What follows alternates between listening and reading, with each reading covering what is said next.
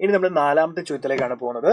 നാലാമത്തെ ചോദ്യം എന്ന് പറയുന്നത് നോക്കിക്കേടാ, ഇവിടെ ശരിക്കും പറഞ്ഞാൽ ഇവിടെ എ വെക്ടർ എ സി എന്ന് പറഞ്ഞുകൊണ്ട് നമുക്ക് 2 diagonally opposite vertices of rhombus തന്നിട്ടുണ്ട്.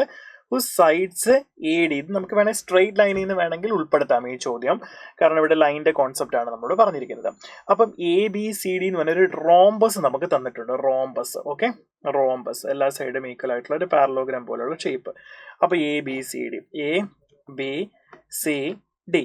ദെൻ എയുടെ കോർഡിനേറ്റ്സ് നമുക്ക് 1,2 തന്നിട്ടുണ്ട്. സിയുടെ കോർഡിനേറ്റ് -3, -6 ഉണ്ട്. B 2 diagonally opposite vertices of the rhombus. Okay, then അപ്പോൾ ഇവിടെ ഉണ്ട് നമുക്ക്.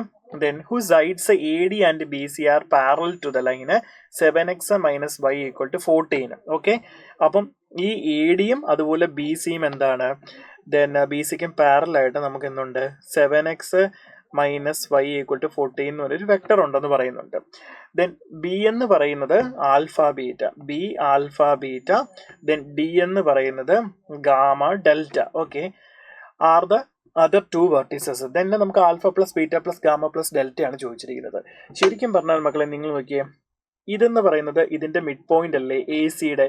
അപ്പൊ അത് എത്ര വരും ശരിക്കും പറഞ്ഞാൽ 1 - 3 / 2 2 - 6 / 2.